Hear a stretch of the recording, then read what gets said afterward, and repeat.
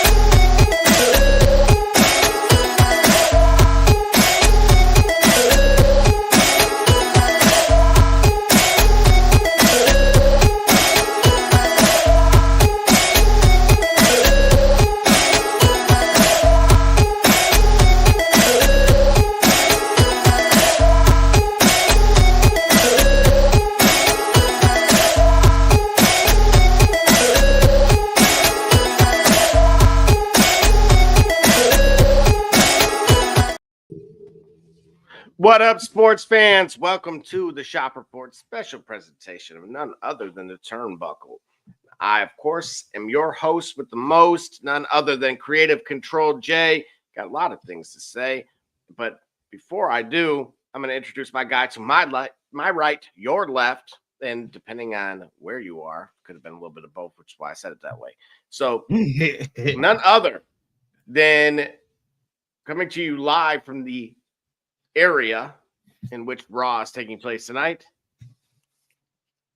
None other than D Gully from the CO Lumbus. Talk to us. What up, though? What up? What up? Hold on. I'm looking more like Booker T as long as my locks get, man.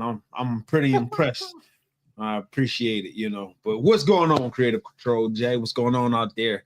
Shop Report Turnbuckle fans, how y'all doing today? It is Monday, June 23rd, and there's supposed to be a PLE this weekend. Hopefully, we get to see it. Correct. And I will say this, as of about 2 hours ago, the latest news suggested not only that there was a quote-unquote ceasefire, but then also that the aerospace ban was lifted. So they should, for the talent that is, and staff, I do want to make sure everybody's viewed equally, they should be able to get out of there and to their desired destination. Right, absolutely. Which kind of, let me ask you this, right, on the human side. Yeah. Look, right now we have the Club World Cup, and there's, of course, like Al Hilal from the Saudi League, and so they're over here, but, you know, Cristiano Ronaldo plays in the Saudi League over there. And now you have our guys, such as this evening's main event. I'm assuming it'll be the main event, where the winner gets a chance to go over there. Again, the human element of this. Just take it for what it's worth, right? Do you want to win today? Right? You're in Columbus, Ohio, and you can stay here stateside. But if you win... Imagine the trajectory of your career, right? Let's shoot on it for a second. Imagine the trajectory of your career leads you to this point where, like you say, if you win today, you're going over there this weekend. Everything you've done in your career, your life choices, have all added up to an opportunity to go into a pretty precarious, let's say precarious. It's not a war zone at all necessarily. It's not, because the conflict isn't actually happening there, but it's as close enough to the heat. It's certainly closer to the heat than Columbus, Ohio. So imagine you position yourself so that way you're right there at the moment. If this is this time last year, you're not thinking, you don't have the same concerns. So do you? Well, hey, look, timing is everything. And your moment is this one. I gotta want to take it. Because I would have, maybe you call it a cynic's belief, that a front-facing, a forward-facing entity such as sports entertainment would have some type of protection, if you will, or there would be some type of precaution on making an example out of the Western culture by poking at one of Western culture's most entertaining interests, right? So, like, why would you go after a company as public as, or an entity such as public as WWE? I mean, anybody could, if you're feeling froggish, you will leap. But I would imagine maybe somewhere there's some cynicism that would suggest maybe I wouldn't try this avenue. Maybe it wouldn't be as effective to make my point, to make an example out of them. So I would maybe lean into that if I'm somebody who wants to have an opportunity, who's looking for my career to go, who's looking to be a Hall of Famer. And to be a Hall of Famer would mean for me that I need to be in Night of Champions this weekend. I would be bullish on going. We can't control everything anyway. We can't control much anyway. So what kind of guarantee? I mean, I know you're bringing up the career path aspect. Right. But again, look, everybody takes risks every day, right? It doesn't matter if you're a window washer on in a second story building or just dealing with a code brown. Yeah. The fact is, and believe me, depending on who you ask, the latter may be more dangerous than the. Yeah. Right. So, but if you take the corporate aspect out of it, okay, forget that you could end up being the next John Cena. Okay. And join an exclusive list. But you have real people that are likely going to not go with you. Does that bother you at all? That historically they would have, right? We've talked about how the company is changing, that the circus isn't coming to town as much, although it's in town right now. Right. And we're starting to see more and more PLEs going overseas. Yeah. They're going where the money is, literally. Sure. Historically, we've never had a conflict quite like this, where at least the way it's being portrayed. Correct. It's not limited to this one, right? The old way, like the superstars in the past only had to go overseas once or twice a year. Right. Now they're going quarterly. Yeah, it's part of their schedule. And you get what I'm saying? Yeah, it's part of their schedule. It's much, but go ahead. So with that being said, what I'm going to point out here is I have obtained a list from 2005, 2006 that includes the salaries, right? We've done this once upon a time with the 90s, but like that one guy said, we're done with the 80s. So now we're into the 2000s, the new millennium. And what we're seeing here, obviously, there's everybody avert your eyes. It says Chris Benoit. Get over it. Yeah. What sticks out to you? Like, what would you? So one of the things that sticks out to me, right? Eddie Guerrero, grossly underpaid. The Edge, fantastic, right? Look what John Cena's getting here. But there's another individual that it shouldn't. All right, let me do this real quick, right? Yep, go for it. You want to go on the first page? Let me stay there. First of all, let me just say this. You're gonna find me hard, Double J. I know we talked about this just prior to going on the show, but I think what happened was I did not fully process it before I went went. So I have to apologize already because I am a bit I at the risk of us talking about it. I don't like going in people's pockets, man.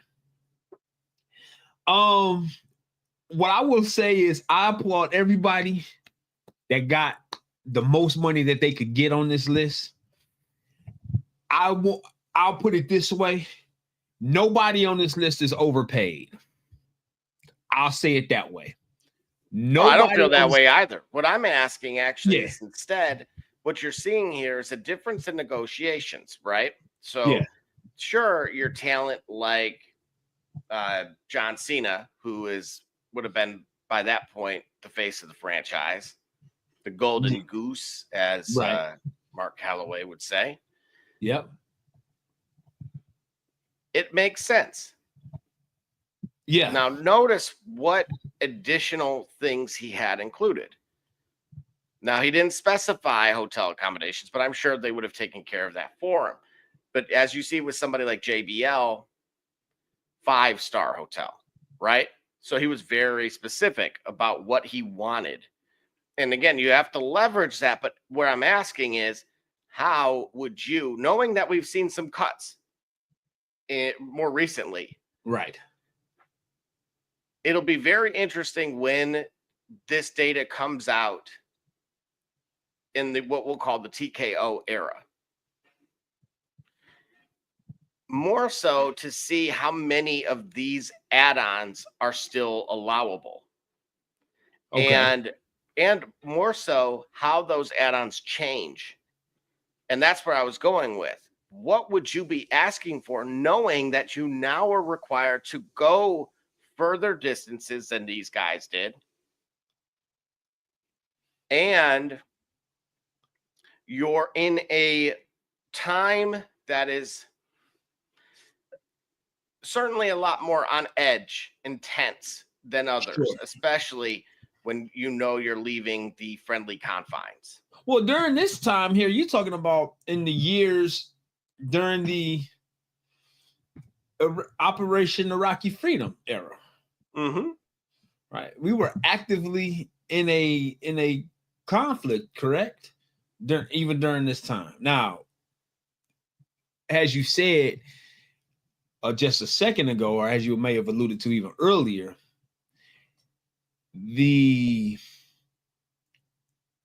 it doesn't seem as, it seems a bit more on edge now than it did even during a wartime back then. So I think the idea, right, of what could be would enhance my rider requests. Would enhance my rider requests because we don't know. Like, I guess here in this example, we already knew what the world, what was going on in the world at the time. So you had to factor that in. What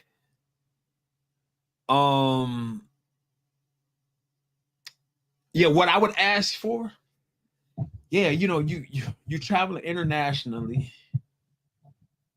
I gotta be able to have, I would, on one hand, I would want to have family and friends come with me, but on the other hand, maybe not. I mean, no, that's legit. I mean, I'm laughing, but like, it is I just serious. started. I'm like, my family and friends, because if I'm traveling international, my family, who want to be out there? Well, but you would pay for their ticket, right? You'd fly them out. No. No, this is not my Batman mug. No, that would be.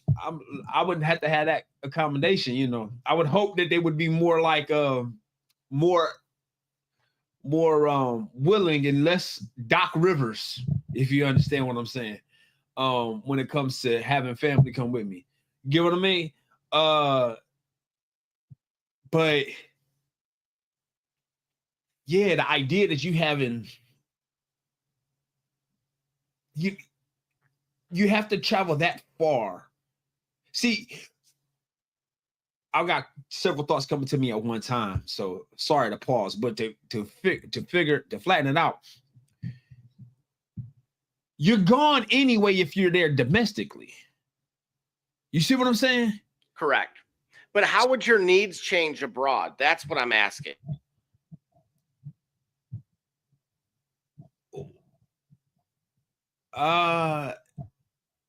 See, that's the key, right? I'm trying to. That's the key. I'm not sure. Well, if I gotta go internationally, I would want time off. But then if I'm positioning myself, let's say if I'm in a program with somebody and we drawing numbers and we drawing heat, I ain't gonna have that luxury to be able to take time off, especially if I'm, let's say I'm in a feud with Dirty Dom and we picking up traction.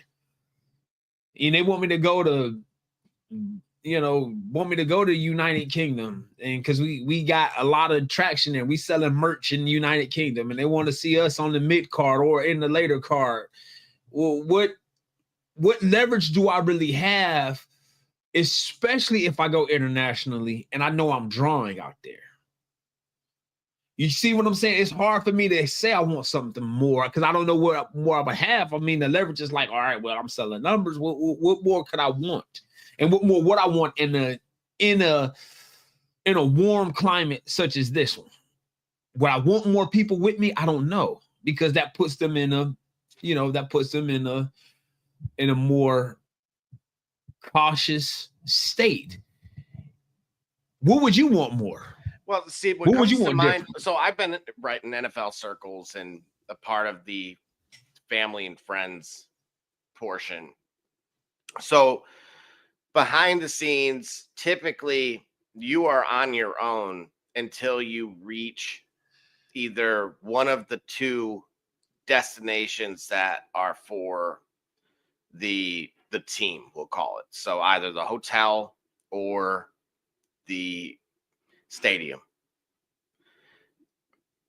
So what would instantly come to mind is security. Got you. I could see that, to your point, right? We hear all the time from wrestlers that one of their biggest regrets, right, is having a family and not being there.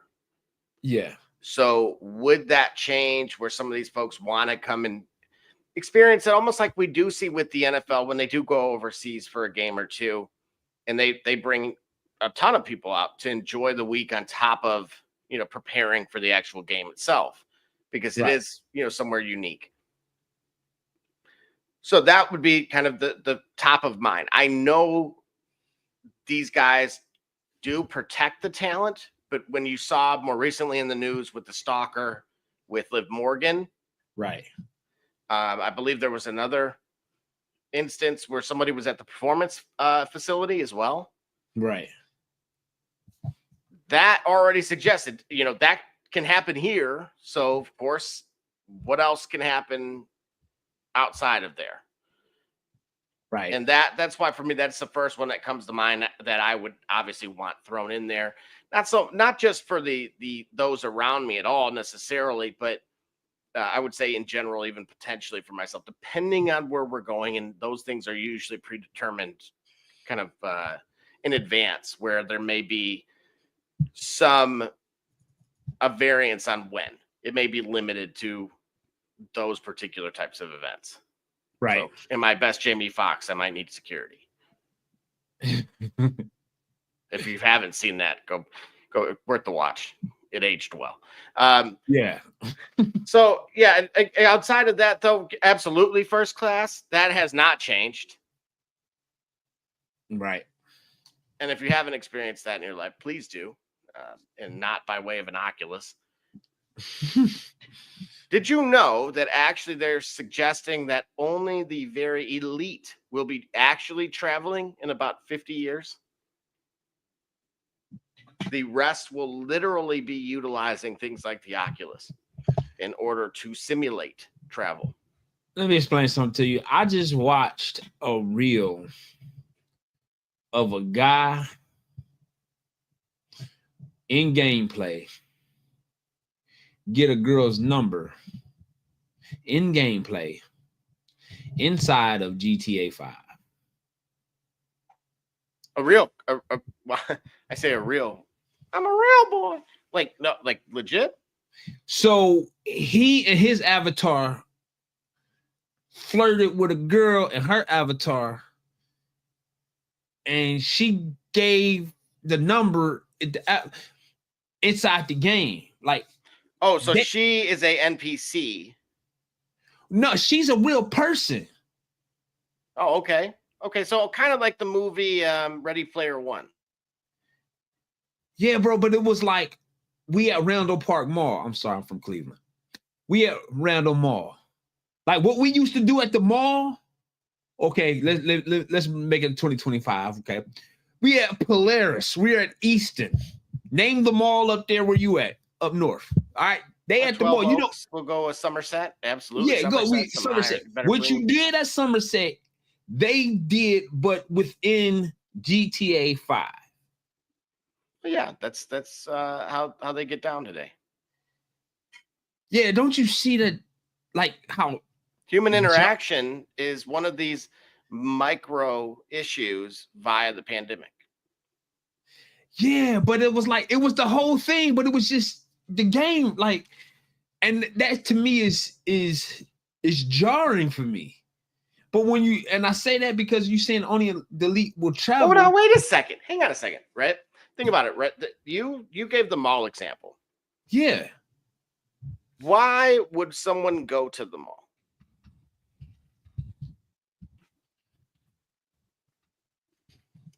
You may have gone up there for. I went up there to buy clothes and talk to.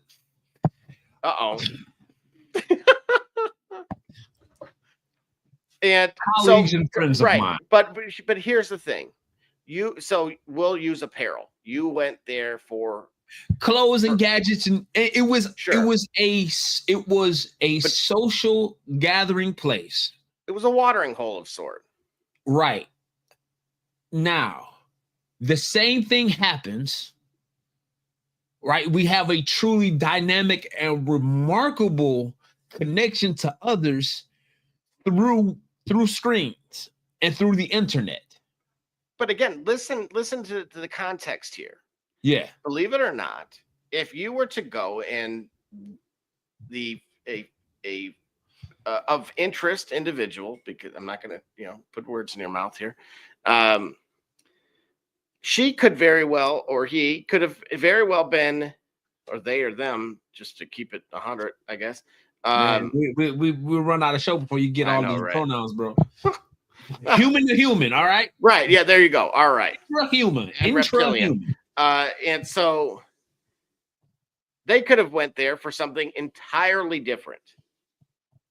So believe it or not, outside of crossing paths, you may have less in common with the individual via that example. Yeah. So think of it. They already have established they have the same common interests. Yeah. Which is right. But what happens when you are in public with people? You can't bridge a gap unless you've already have something in common. Otherwise, you won't even try to bridge the gap. No, the only thing you had in common with the other individual was we were there. That's right. And we had to figure everything else out. Right time. So it wasn't. So the challenge was articulation and the ability to articulate and communicate oneself and to present oneself when you're not certain of its outcome is a necessary skill. That okay, but what you're saying here, look, you're right. You are cold calling. You are knocking on doors with a lawn, or not a lawnmower, but a vacuum. Yeah. You have it, or Cutco.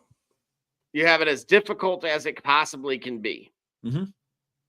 Because as you pointed out, there is no other common factor outside of you simply being in the same place at the same time. You have no idea if that individual has any interest whatsoever, and you actually are bothering them. You're interrupting their day. I interrupt this message to tell you that you're Pretty. best. There you go. Well, if I came off like that, sounded like a 1940s newspaper, sounded like J. Jonah Jameson, yeah, then that would be a problem. You're right, though, Jay. So now here we are, right? I'm swagged out in whatever from City Trends on my avatar. We're already riding around in the same area, so you already know far more about me than. And then of course we're beyond the fact we're playing the same game. So we're playing the same game. You can learn based on things like what I'm wearing, or of course through the communication itself, what I'm interested in, which are now deeper levels. So to suggest that what we were used to, which is this peacocking of sorts, and you know, you think the turkey puffs out its chest and you know, and having to stand out in that manner, you're right. That still exists to an extent, but it has drastically changed. There are individuals now that are meeting their significant others via these games. That's fair. That is fair. The problem is there is not always going to be yes. So you're saying it's the handling the objections or rejection in this case. Correct. Objection, rejection will remain a possible outcome in any type of human dynamic. But that could have occurred there. What difference does that make? Excuse me? So let's use those two examples. Yep. If you go and say, again, excuse me. If you ever say that. All right. You know, you're just the most beautiful thing I've ever seen. Yeah. And, and she's like, bruh, yeah. No, wrong decade. Yeah. Yeah. You know, and then you know, yeah, I might need medical attention this time. Right. And then on top of that, you just did it in front of a whole crowd. That's your fault. How do you learn? How do you learn? How do you learn? By a humiliation? Now, I know we're old school now. I'm only throwing this at you because I see where you're going with it. Exactly. But this is what I'm saying. This is where wait a minute. Here's what I'm gonna counter you. Yeah. Because let's say the same interaction took place the same way that you saw it. My assumption is that you didn't see it in real time. You saw it because it was a snippet. It was a clip. Yeah. What if she rejected him? And now there's 1.1 million views of you getting rejected. What was worse? And then guess what? It only lives in your head rent-free from that rejection in the mall. It lives forever via the internet. That's checkmate. Yeah, well, that's what I'm saying. That's what I'm saying. The digitization of human dynamic enhances both the good. It enhances both the good and the bad. It enhances the extremes. You have that's a great point. It's just that. So where is the knowing that? How do you navigate it? We have to resell future generations on the benefits of live interaction. But now remember, this is a completely different generation that is looking at marriage entirely differently. They're looking at everything differently. That's what I'm saying. We have to resell them on the benefits of live interaction. But again, what if we all have a phone or device in our hand? Yeah.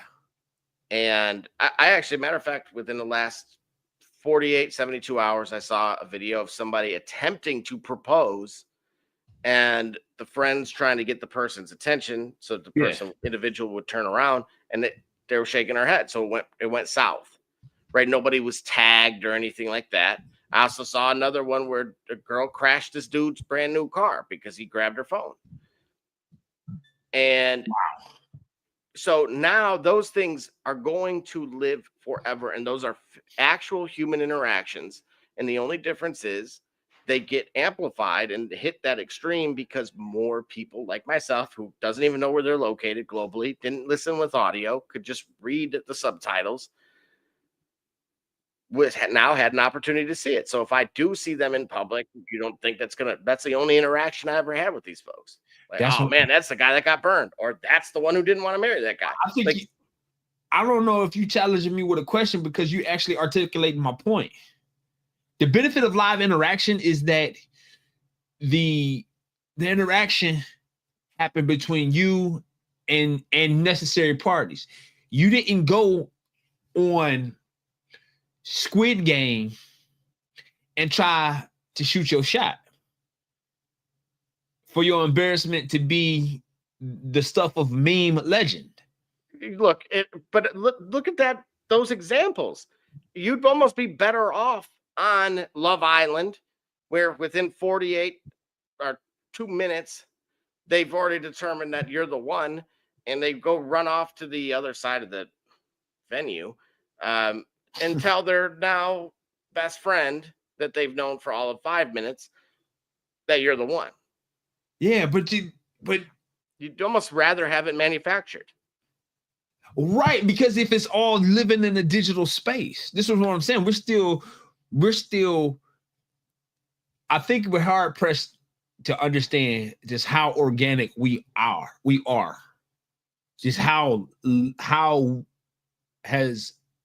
organic we are, how natural and involved we are, how interconnected we are, that data and digitization can't take that away.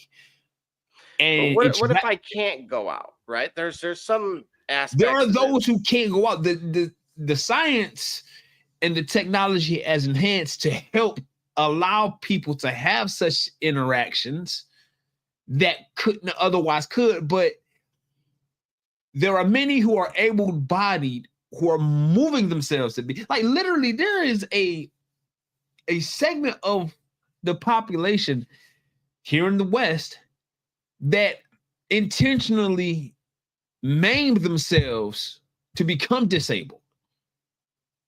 I'm sorry, what? Yeah, bro.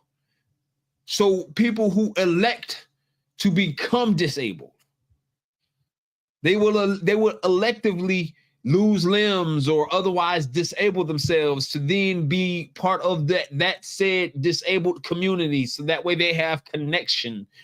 And yeah, certainly being committed. Yeah, they should be. So and it's because there is a problem with embracing the challenge of live interaction and the possibility of rejection. That is a necessary part of us figuring it out, right? Remember, we go to sports and we get right back into the turnbuckle like this. What was the story if not Shawn Michaels comes up short at WrestleMania 11, only to realize his boyhood dream at WrestleMania 12? So you're saying failure is an integral part of the human experiment. Right, because as terrible as failure is, its possibility remains high, its inevitability remains high.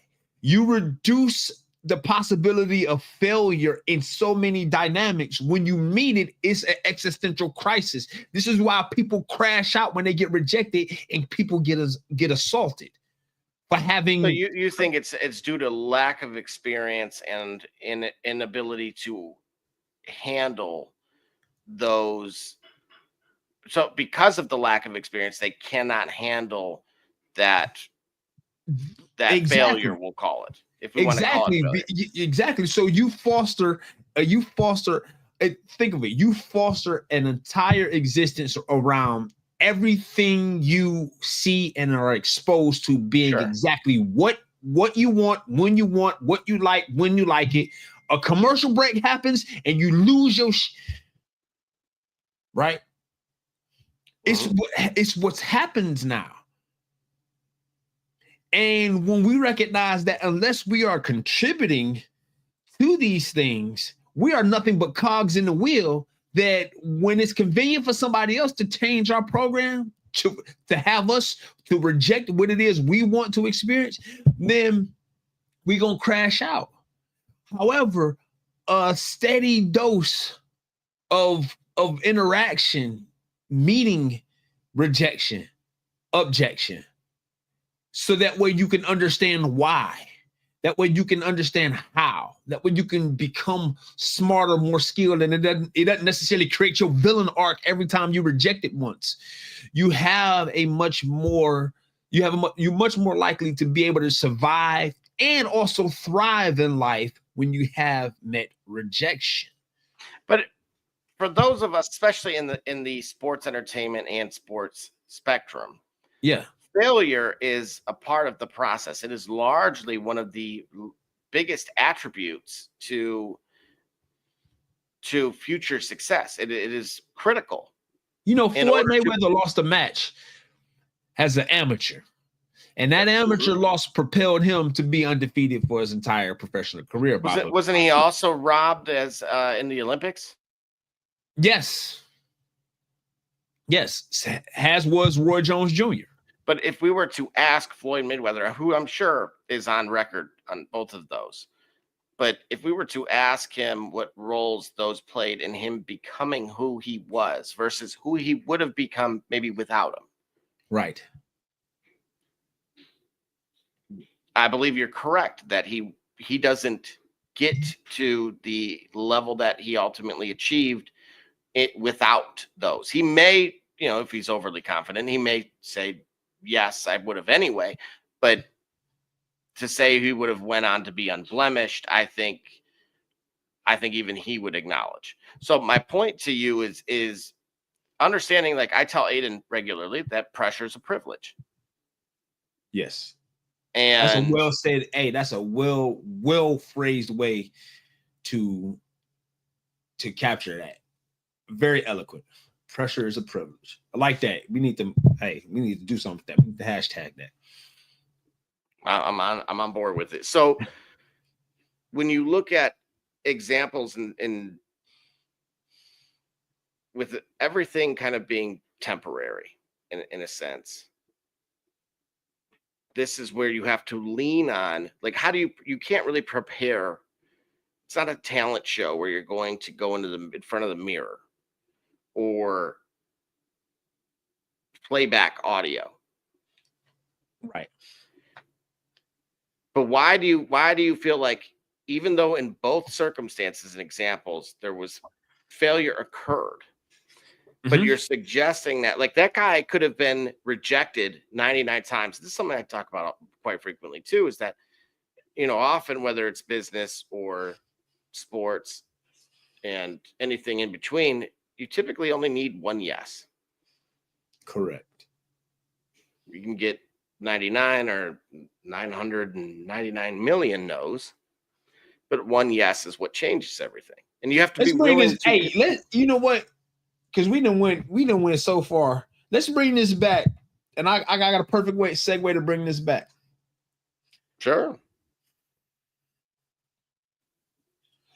Do you see how Goldberg talked about the ending of his streak? I have not. When was this? I mean, this is decades ago. He doesn't like the way the streak ended. He thought it could have went on forever. Undertaker also shed light on it very briefly. He just said he didn't feel like he should have lost the way that he did because of how everything transpired after. Correct. All right. Well, how everything transpired after, maybe he shouldn't have lost the way he did. But the idea of keeping that going forever, like how I don't, even in the world of professional wrestling, I don't see how that level of dominance would have been entertaining. Like, Even Hulk Hogan did the job during Hulkamania. Wait a minute, not the Hulk Golden Hogan Goose. did the job for Ultimate Warrior during brother. Mania. Oh, Hulk Hogan did the job for the Undertaker at before. Oh, you got me, brother. Right? Hulk Hogan did the job. So what I'm saying is, and this is kind of an interesting parallel to the whole conversation we've been having for a few minutes.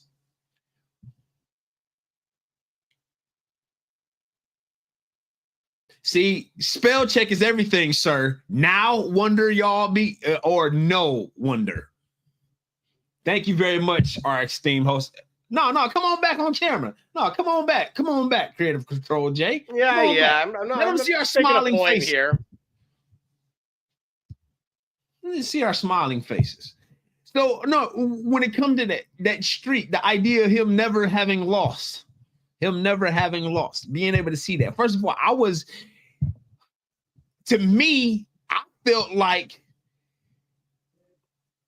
felt like him losing the way he did actually was the way to do it. Now, pardon me for, at the risk of venturing into the land of contradiction and contradicting myself, as dominant as the streak was, I didn't think it could last forever. I didn't think it should have lasted forever. But as dominant as a figure he was, you were only going to need somebody that you felt like was going to be that much more dominant to beat him. So unless you were going to have another Goldberg beat this Goldberg, the only way for a guy like that to be beaten was for it to be some underhandedness. It would have to have you would have to cheat to beat Goldberg.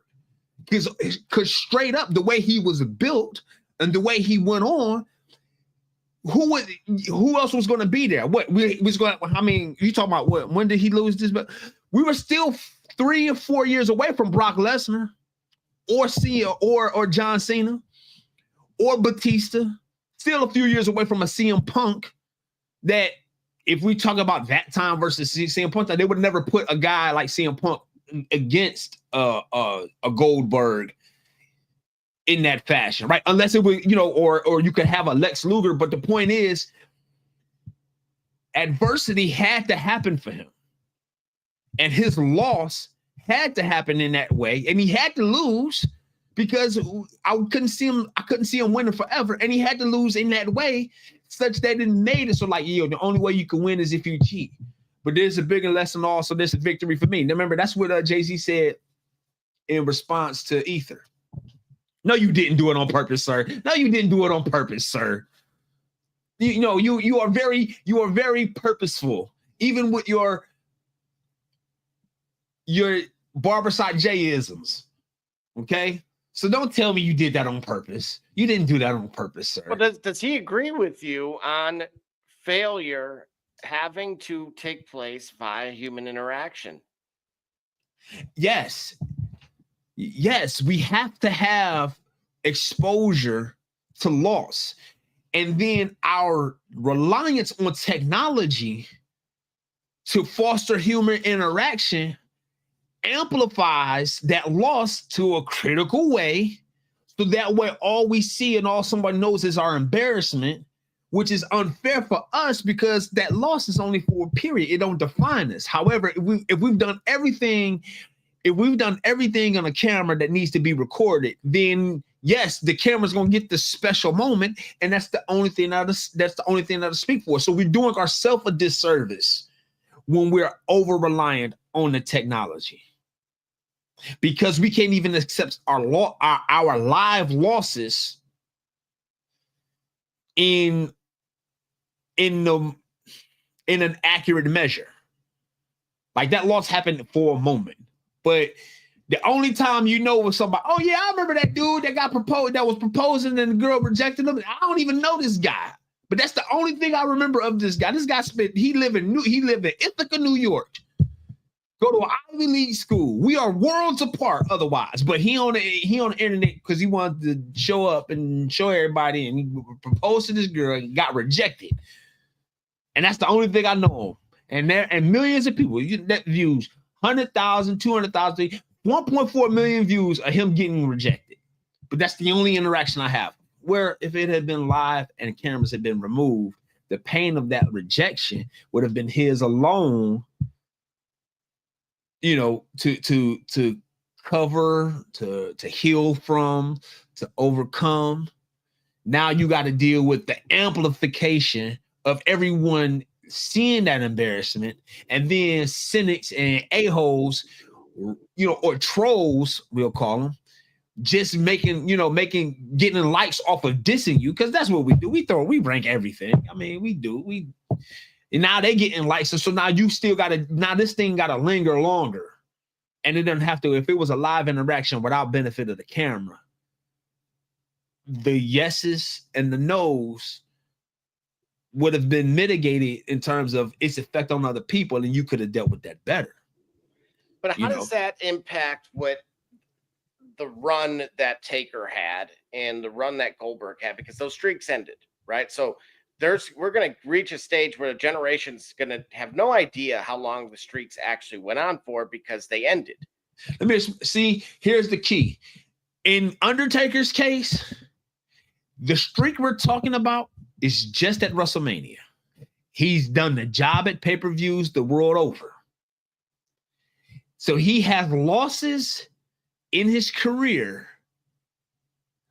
Let's say if we're shooting on it, and we're talking about the character, the Undertaker has losses in the Undertaker's career by which he has reasons to avenge.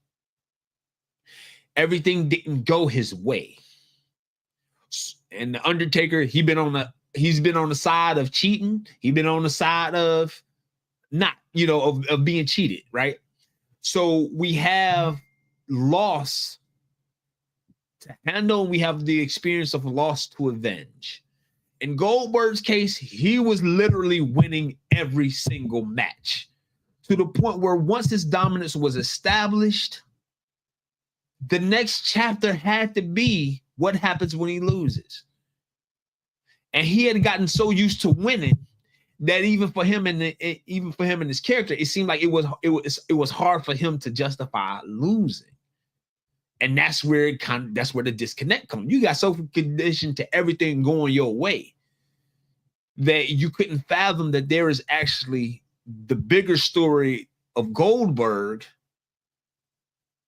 losing and coming back from that, being punched and knocked down and losing in that way with the cattle prod and losing the title, that he could have come back and won it again, right? So that's where the metaphor, the soap opera that is professional wrestling and the storytelling of professional wrestling, it helps to show us, because even their personalities, those guys, they have an issue with losing. Or when they have an issue with losing, it has parallels in everyday life. And our point is, in the live space, the human interaction is important for us. The risk of loss, of rejection, of objection is a necessary skill we have to learn to handle and to overcome. And if everything is digital and to our liking, we don't understand that the inevitable is coming. And when it hits us, God help everybody. And it shouldn't be that way. Now that we've been philosophical in the shop report at the Turnbuckle, let's get back to the action, shall we? Absolutely. And with that being said, one submitted from the users on the web, so not in person. Gully, is TNA better than AEW? TNA is better than AEW. I don't know. I just know that of the two, the aspect of AEW that pains me is the no selling parody. That's exhausting in every match. Like WWE had this thing too, and I think they still do it. They got this thing too where they go back, or it's a callback to yesteryear where they do the whole chop fest and back and forth, and they no sell the chops, right? Everybody's doing it, right? And that's kind of it betrays the suspension of disbelief that we're supposed to have. The no selling of moves, I guess. Oh, in reference to or compared to Lucha Libre wrestling or Japan wrestling, the no selling of that in Western professional wrestling and North America, to me, is different, and I don't like it because the no selling that they do, it creates a stale point. Like, these are opportunities for the gripping story. This is opportunities to sell, like, oh, okay, he hit me with this, and I kicked out, and I got up enough strength, and I hit him with that, and he kicked out. Not a kick out after 1 or 2 early in the match. I'm saying these could have been, these are moments that could extend matches 10, 15, maybe 20 minutes, where that parody that you just exhausted in the first 30 seconds could have still taken place over the course of 20 minutes, and then you still have stuff in your bag to sell at the next match or at a PLE.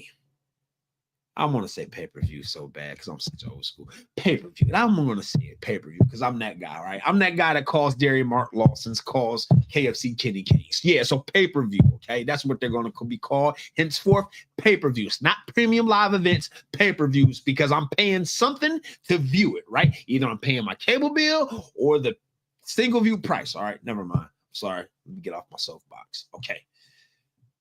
Point is, the overselling at AEW is the single biggest drawback I have between the two. So if I have to say all things being equal, AEW has that no selling is something that I really don't like.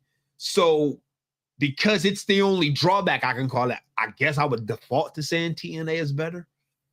But TNA certainly isn't big. It may be bigger, but its TV presence isn't quite as large as AEW, so we see AEW more often, so they have more chance to disappoint. I would say, absent that no selling that they do, I don't know that I think they're about even.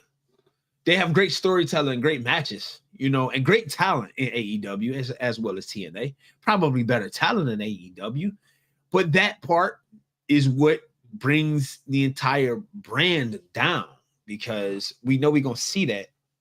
We're kind of used to it. Not everybody should have that type of parity when you're in a match against one another. So it makes it lacking. Interesting take for sure, and one we'll definitely be keeping an eye on. I only want to address this portion of it, and I'll leave it at this. Both are taking different approaches to this, to their own products, and that's what's making them each good in their own respect. Again, my status and stance on AEW still very much a work in progress, but I do believe, yes, as a business consultant, I think there's a lot of opportunity there. Say we like your product, Mr. Khan. All right, call us. Call. Yeah. Or Gully will go face to face. I'll go face to face with anybody. I'm ready. Speaking of ready, the Yeet Man has just came out for tonight's main event. And of course, going to dive into our next segment, which is none other than tonight's Raw and the implications that it's going to have on his pay-per-view, as he called it. So stay tuned, and we will return right after this Short message. Cleaning the cracks on your pavement surfaces can take hours and be torturous on your body. Until now. Bi-Cracky Weed Removal Tool was designed specifically to clean pavement cracks in a fraction of the time, all while standing up. Bi-Cracky's patented design incorporates a two-sided steel blade and is encased by a durable fiberglass shell. Simply use the large end to clean big gaps, then rotate and use the small tip for narrow gaps. Made in the USA, Bi-Cracky eliminates weeds to the root and is environmentally friendly. Bi-Cracky, save your back while you clean your crack. It's Kate Cunningham, and you watching the Shop Report. I'm Harvey Diallo, and you watching the Shop Report. My name's Chris Murray, and you're watching the Shop Report. You're Jay Knight, you're watching the Shop Report. It's Max McKee, you're dropping in on the Shop Report. Barbershop Jay, Quentin Hines, Super Bowl champion. I'm ready. Let's do it. I'm on. Hi, I'm Mars Manworks from Mercury Stadium, and you're watching the Shock Report. Hey, I'm Billy Butler, and thank you for watching the Shop Report. Hey guys, I'm Les Norman, former Kansas City Royal, and you're watching the Shop Report. Commander Brown, Detroit Rivers Mountain Training, and I'm watching the Shop Report. Hey, this is Doug Flynn of the New York Mets. Well, a few other teams, of course, too. And you're watching the Shop Report. I'm Matt Ramos, and you're watching the Shop Report. How you doing? I'm Rajay Davis, and you're watching the Shop Report. How you doing? This is Nelson Figueroa, former Major League pitcher with a lot of teams. You're about to listen to the Shop Report. Hey, this is Howard Johnson. You're watching the Shop Report. Hi, I'm Heath Bell from the New York Mets, and you're listening to the Shop Report podcast. Yeah! Hey, I'm Josh Tolley, former catcher of the New York Mets, and you're watching the Shop Report. This is Edgardo Alfonso for the Mets, and you're listening to Shop Report. Hey, this is Doc Gooden, and you're watching the Shop Report. Hello, this is Mike Hampton, and you're watching Shop Report. Hey, this is Herman Harvey, former NFL offensive lineman with the Cleveland Browns and the Baltimore Ravens, and you're listening to the Shop Report.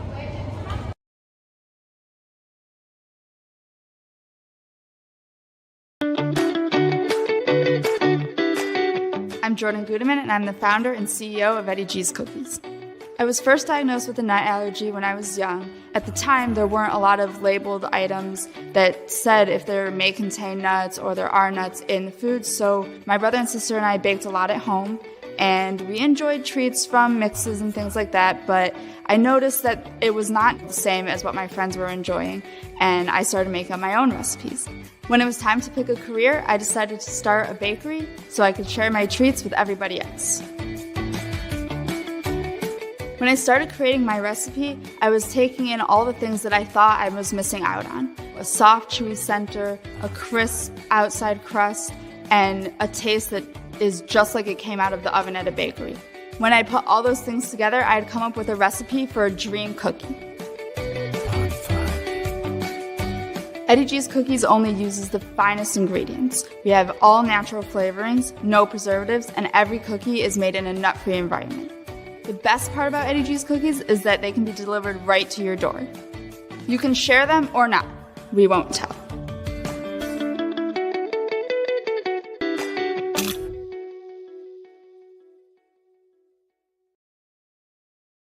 Cleaning the cracks on your pavement surfaces can take hours and be torturous on your body. Until now. Bi-Cracky Weed Removal Tool was designed specifically to clean pavement cracks in a fraction of the time, all while standing up. Bi-Cracky's patented design incorporates a two-sided steel blade and is encased by a durable fiberglass shell. Simply use the large end to clean big gaps, then rotate and use the small tip for narrow gaps. Made in the USA, Bi-Cracky eliminates weeds to the root and is environmentally friendly. Bi-Cracky, save your back while you clean your crack.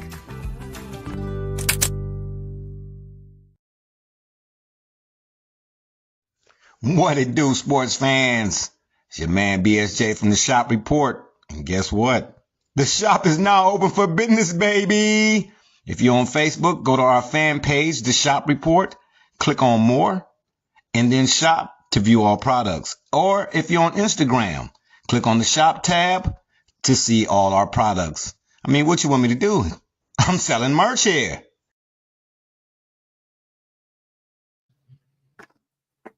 All right, and just like that, we are back and certainly want to dive into this evening's program. And it began with a little bit of news. And that news, D. Gully, was none other than a fan of you, rather, and you of they. Michael Cole and Corey Graves announced that LA Knight is out of action indefinitely with a bruised sternum due to the attack by both Bron Breakker and, of course, Big Bronson Reed on last week's SmackDown.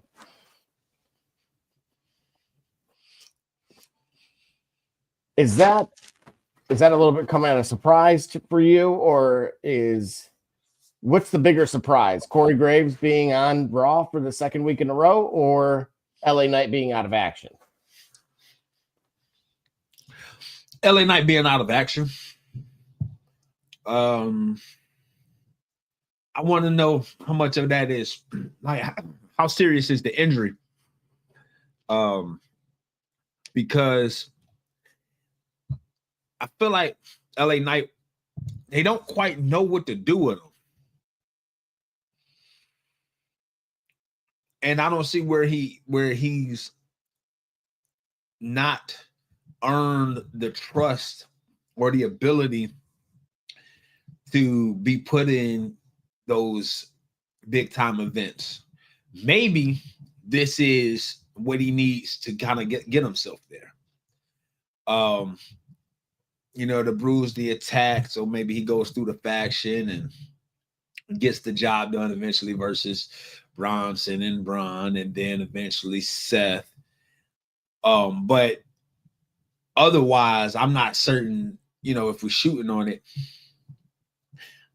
I don't know.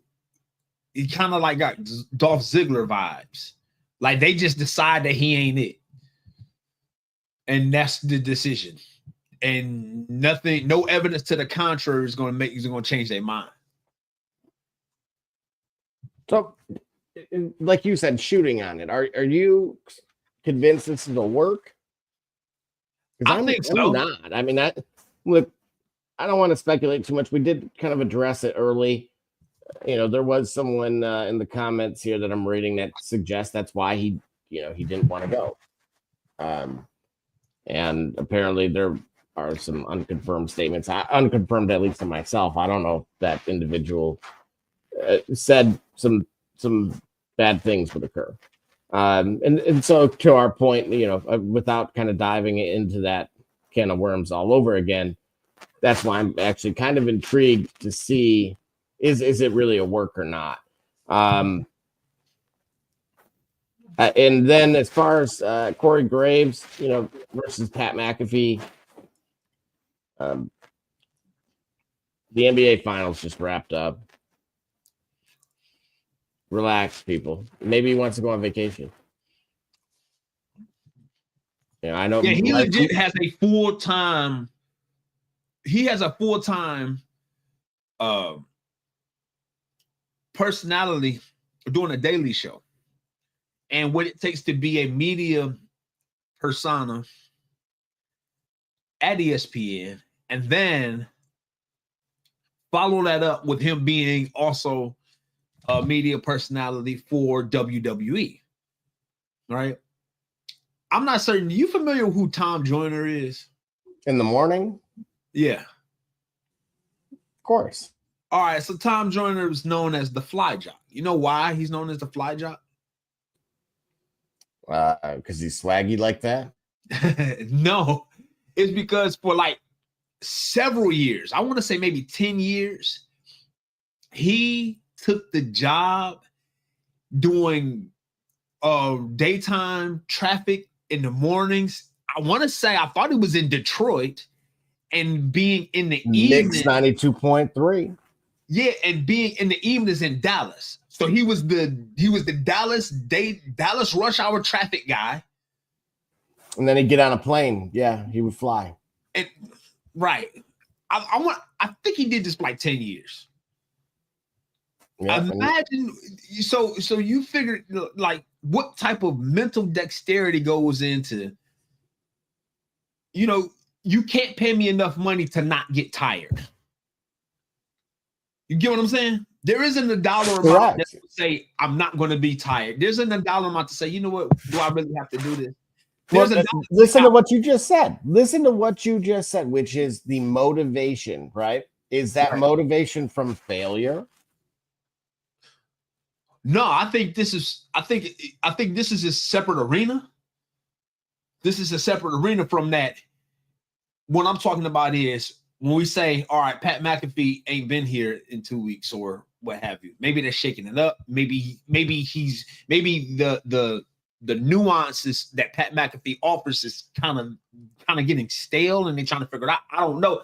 I won't say I don't believe that myself, but I wouldn't put it past the possibility of others that like, man, they tired of McAfee because the McAfee that they see is such a vibrant personality.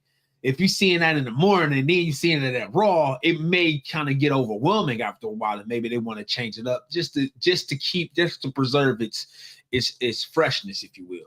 My point is, in bringing up Tom Joyner, I'm saying there is a high dollar. Okay, there is a high dollar amount that would help sustain me through, like, you're not doing that for minimum wage. You ain't doing that.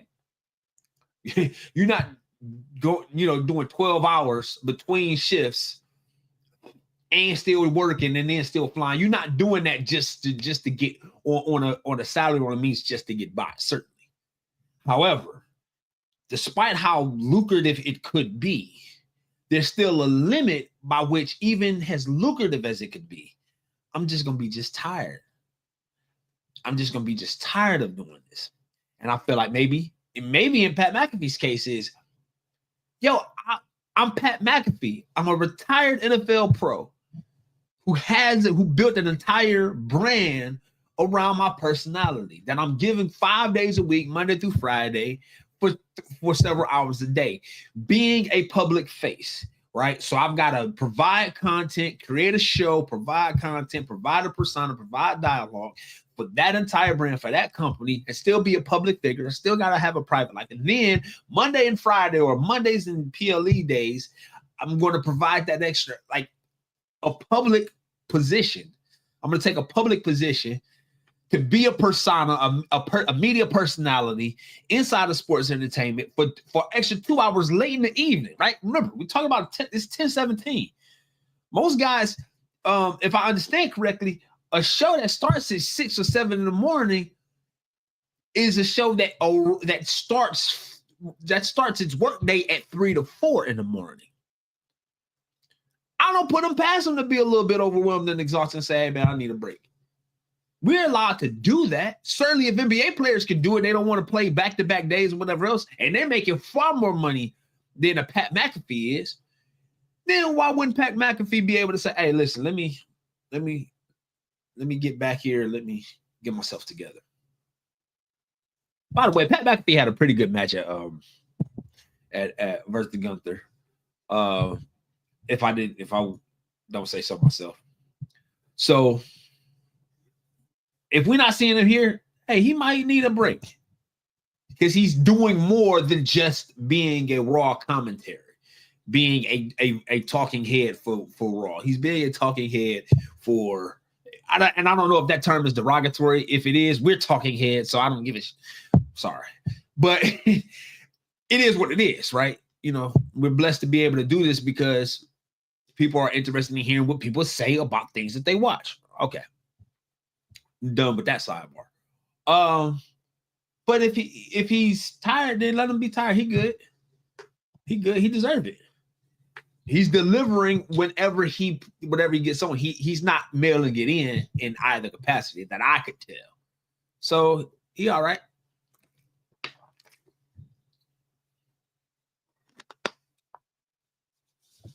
And to proceed and move things along here in tonight's show, we then had none other than Seth Rollins, Paul Heyman, Braun Breaker, and Big Bronson Reed come to the ring. Seth says he doesn't care what the fans want and that they need someone like him to tell them what is good for them at the end of the day. Seth claims that there are exactly what John Cena is saying. It's interesting to say that. Seth claims that there are many champions and challengers, including John Cena, Gunther, Bill Goldberg, CM Punk, Cody Rhodes, main event Jey Uso, and Randy Orton that want to exist at the top of WWE, but they are destined to be in second place because he represents the finish line and they will always be the end game. Gee golly, what say you to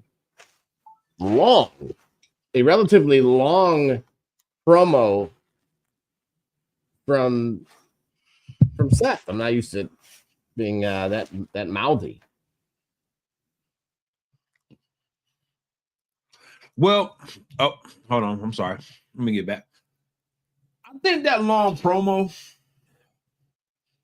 is because we still have to understand why this collective exists. And I think the long promo is working to help to explain why. Because though it's intriguing to see these guys in the ring together as a collective, I still don't get it. Like how Bronson Reed and Braun Breaker, have they competed as a tag team yet?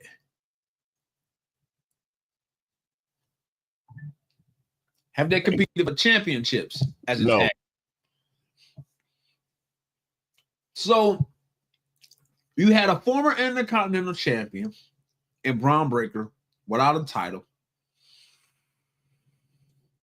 You have an up-and-comer in Bronson Reed, don't have a title.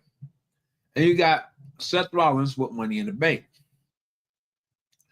While these guys needed help, perhaps, I still don't get the end game of it. And I go back to, there was this one promo, not a promo, it was a dialogue like on an episode of Raw several weeks back where Paul Heyman tried to help Braun see the bigger picture. I think they've since left that alone, but that was an intriguing avenue because I still don't get it yet with this collective. I don't get it. Do you? Do you have an understanding of it and what it could be and where it is? Yeah, I mean, obviously we know Paul Heyman as the mastermind, right? The strategist. His role is I would argue is pretty concrete, right? I don't think there's a whole lot of variance there on what he's capable of doing, given his history with building dominant factions, if we want to call this group that. Right. The visionary veteran is what I'm going to give Rollins. Okay. So he's either, I don't view him as a reluctant co-leader, but instead more so the ace who kind of keeps the group in the main event picture. Who you view Seth Rollins as that? Yes. Similar to when we had maybe Legacy, where Ted DiBiase was somewhat of or Cody would have been more the in-training individual like Braun Breaker. Gotcha. And we've seen this with Evolution also.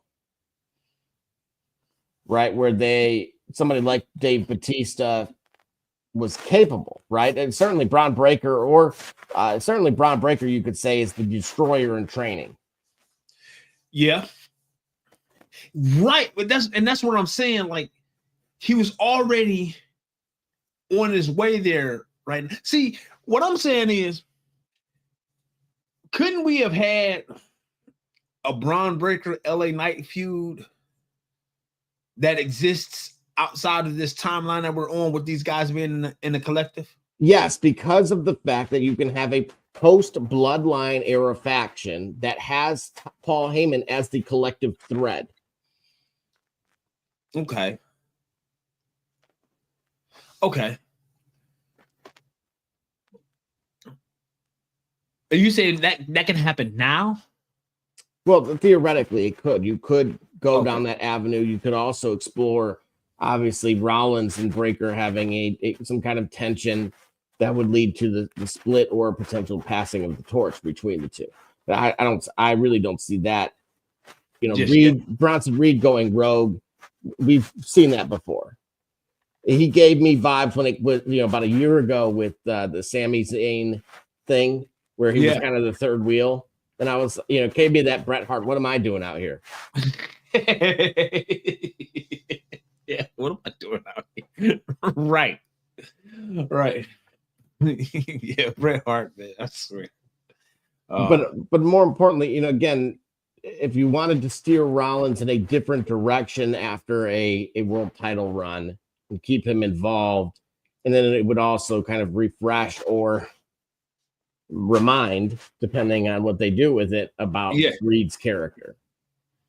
And that's what I need to see more, believe it or not, is I think there are limitations to Big Bronson Reed. And I don't think that's necessarily fair coming from, but I'm just going off of what I've seen. And that's the angle that I'm shooting on right now, is that I just haven't seen the growth from him while I'm kind of pointing out that Braun Breaker is the destroyer in training, right? Reed is more the enforcer. His role is very very concrete. Gotcha. You could, if I wanted to see more, who comes to mind? And you tell me if you like this. Okay. At one point in time, you had Diesel to Shawn Michaels, right? Yep. Or Samoa Joe.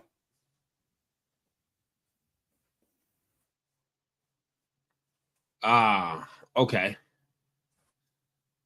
So again, that's kind of the idea that came to mind for me. But as far as the theme of the group is Survivor Series versus the new bloodline, potentially. And that's the thing, right? It's dominance, but it's also evolution. You look, there's a lot of angles you could go with this. Dude. Yeah, and pardon me, let me interrupt by saying, bravo, Solo Sikoa, because I was not a fan.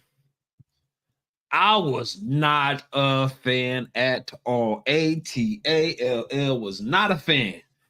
Oh no, you hated him. Oh gosh, I hated it. I absolutely hated it. But given time to shine, look where he is. That finisher got to go still. He's still doing that some more. That's got to go. He got to get something. He should deserve some type of standing drop kick or something like that, in my opinion. Yeah, I think a standing drop kick would be good.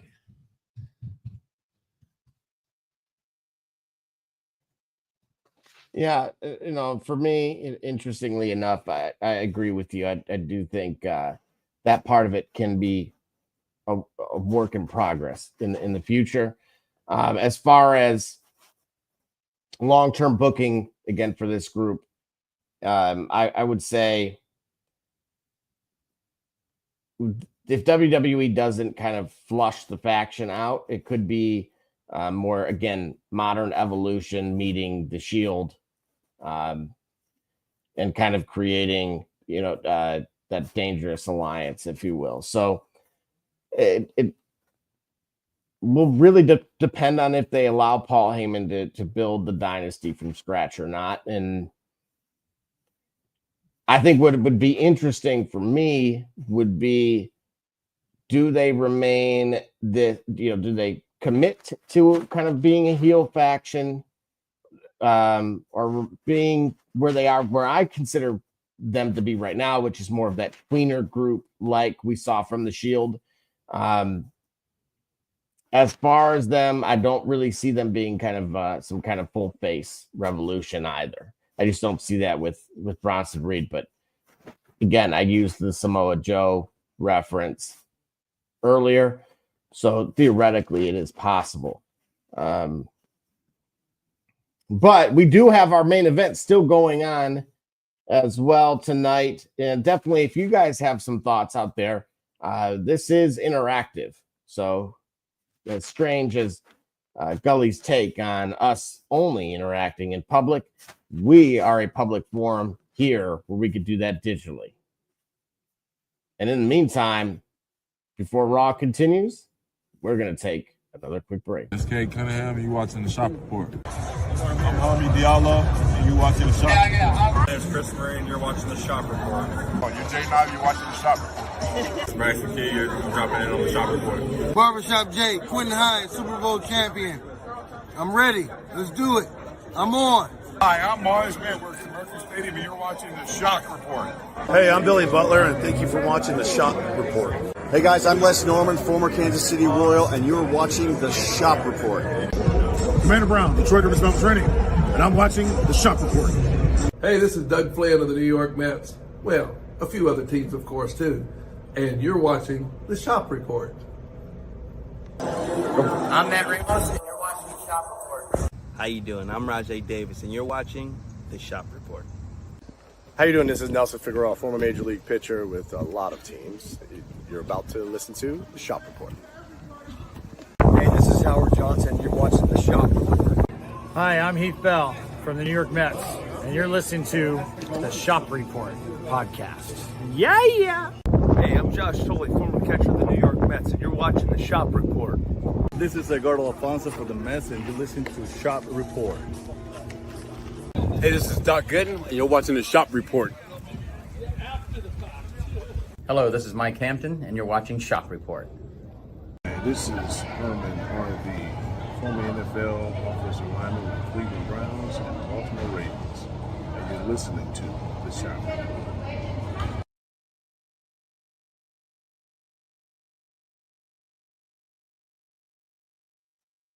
All right, and just like that, we are back, and we do have to keep Raw rolling here.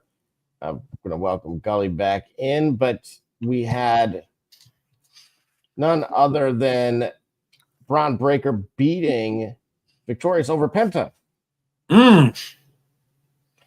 And I want to kind of keep this going. I just pocket that information, right? So we talked about building that faction, and I called them kind of, I believe they're more in that tweener space at the moment, but the building of him, and something that does have to go, however, is the Megan is a huge Friends fan, so she may, if she's watching, she may get this reference where the episode of the spray tanning, because my gosh, dude. That's his thing, man. All right. Look, if that's part of it, if you're shooting on that, great. Well, I'll leave it at that, and I'll move on. That's his thing. Speaking of moving on, and someone that may or may not be moving on, so we have, of course, Adam Pearce telling AJ Styles that his match against Dirty Dom for the IC title will no longer be taking place at Night of Champions due to Dom nursing an injury. Gully, I can't shoot on this one, bro. Well, I think this is a politically correct way. Is it possible you thinking that they don't want him over there?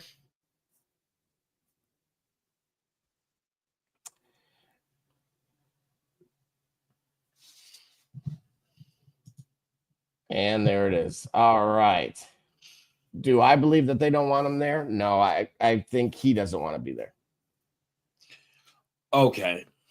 I'll call, look, we're not here to mince words. It's unfortunately the nature of everything that's taking place. I think this is a result of that. I understand that. I'm not going to suggest anyone, if they look, let's be, Kelly, I'm going to say right now, okay? If they offered us, you and I, right now, Oh, email just came through. All expenses paid. We fly into Qatar. Yep. And then we fly into Riyadh. All expenses paid. They give us the JBL, the 5-star hotel, and the Hunter with the ride. Yeah,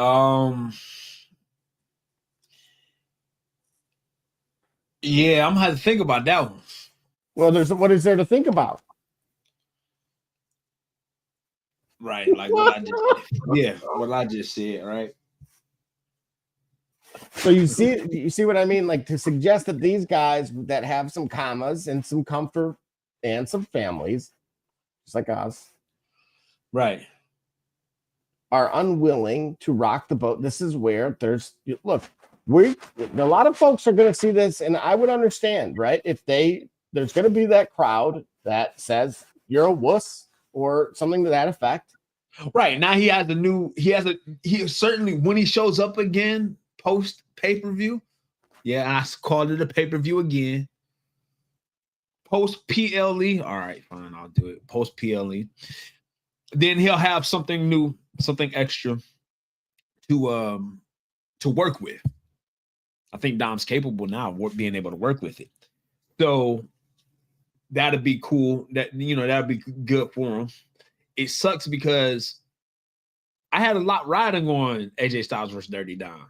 Remember, I said a lot. Yes, you did. So what does that do for AJ Styles? Does he just not have a match anymore? That's the kind of disappointment that's the thing I'm disappointed by, is we don't know if he's going to have a match at all. And that's what's going to look.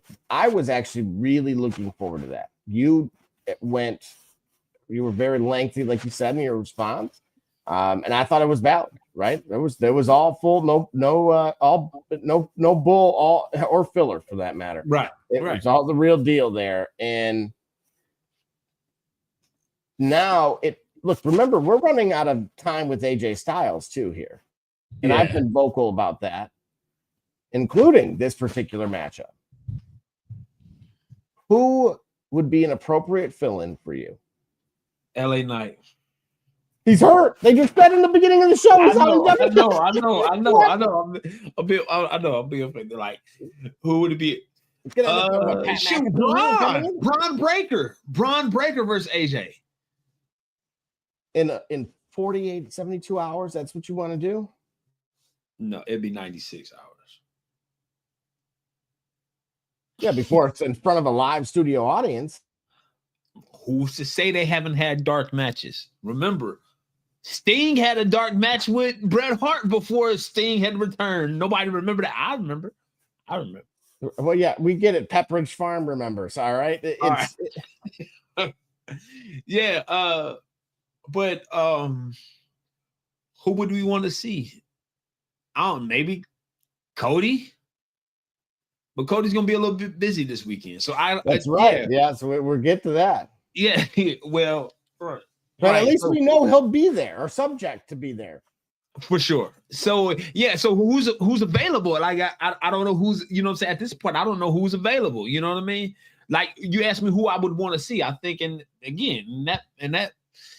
that capacity, I would want to see like Braun Breaker. I want to see AJ Styles, if he's at his sunset and he's doing great work still, have him face. You know what? Here's another one. I don't know how this will work, but I think AJ Styles can do it. Put him against Drew McIntyre. No. We need this to be a one-off, right? AJ Styles versus Penta. And I thought we already seen that on Raw. Look, if it's anything like Penta's public appearance, did you see that? No. Talk about quick. Dude, they open the door and then they whoosh them around into like a U type of or I'll call it a C, better yet. So and it was like, hi, and then you keep walking. Oh yeah. Bro, hey, look, you talk about human interaction, and this is what we're getting. Yeah. You might as well have been virtual. Yeah. All right. Yeah, that's the extremes, right? That's the extreme. Yeah, that ain't what I'm talking about when I talk about human interaction, right? Do better, right. Cricket Wireless or Penta. I don't know who it is, but who, what's the headline? Who's to blame? But right. And we'll gladly take from pub as well. The shop report 365 at Gmail, all hate mail, attention barbershop J. I'm gonna go Carmelo Hayes if he's willing to go. Man, yeah. Oh, absolutely. If he's willing, yes. I think he can deliver in a manner that I was hopeful that Dom would be able to do. I know that Carmelo would. I'm confident in that also. Absolutely. Now, here's the key, right? I'm going to say here's the key, but that is something we talked about briefly some months ago, and we haven't really touched back on it again.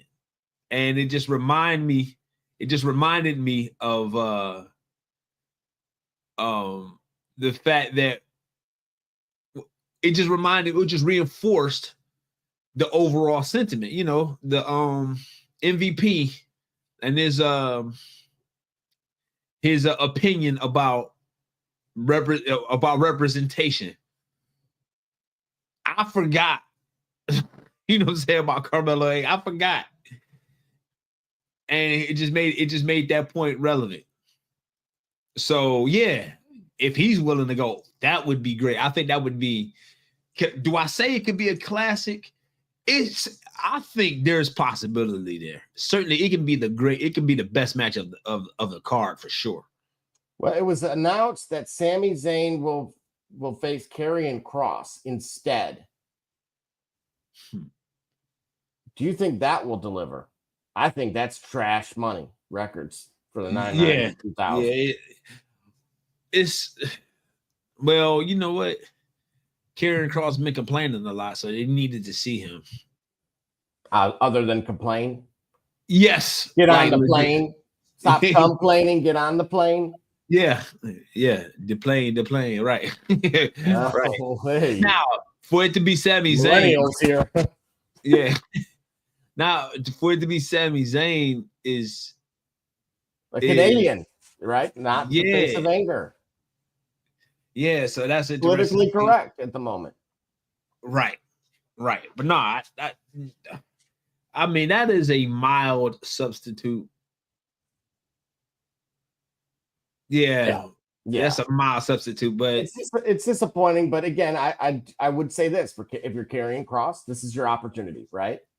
You talk about failure all the time. You spend half the show talking to me about failure and the need for human interaction, and that human interaction is going to come by way of probably a couple of chops in a leg kick. Well, but here's your chance. Right now, you're proving you're a company man. Yeah. You got to go have a good. Bro, do you know how many people they probably went through before they went to the complainer? It was like, hey, we got a seat open. And it was like, hey, bro, you know what? Man, see what had happened was. I would have said contract extension. That would have been the bartering chip for me. Yeah, fully guaranteed. Right. Oh, for real? I'm done in November. Oh, what? Y'all got Night of Champions? 2028. Oh, yeah. So I'm done. Right. Exactly. I'm done in November of 2028. Oh, yeah. Oh, yeah, for sure. Like, yeah. Oh, I at least, wait a minute. Hold on. I'm night one of WrestleMania? Oh, snap. Oh, you're really pushing it. Oh, yeah. I'm like, oh, yeah. What am I doing here? You know what? Right. That's my best friend Hart. That's why. Hey, listen, you gotta make it worthwhile because you didn't want me there beforehand. Now this is called leverage, right? Yeah, but that's the card I would pull. I'm like, oh, okay. Give me this. If I'm gonna try to make Ratatouille out of this, right? Give me Kross to go. I'm going to go over. Cross goes over. Okay. Okay. Then we're going to get a possession concept. Okay. All right. Comparable. Think Wyatt. Think Daniel Bryan. Okay. Can you shoot on that? Do you like that idea? Like the idea. What now? So again, Karrion Kross goes over. Yep. And then he possesses Sami Zayn the way that Bray Wyatt did with Daniel Bryan. Yeah. Almost exactly as you stated. You got to do something. You got to do something inventive with Karrion Kross at this point. All right. Well, And that, I would like that. And we'll see how it goes as the show continued. We ultimately reached this segment between Michael Cole and Bill Goldberg. That's right. And it went a little something like this here. Hit it. He declared, that being Bill Goldberg, that he will beat the bleep, literal expletive, out of Gunther at Saturday night's main event and make him pay for what he did to the Goldberg family.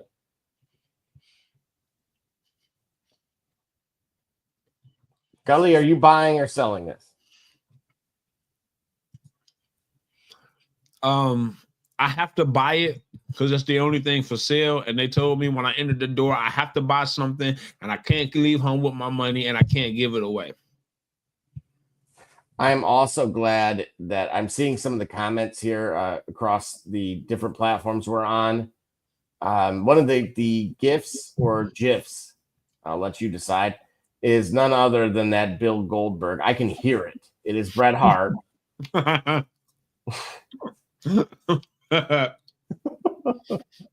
Bill Goldberg. So thank you to Marshall Bradford for that. It was absolutely welcomed.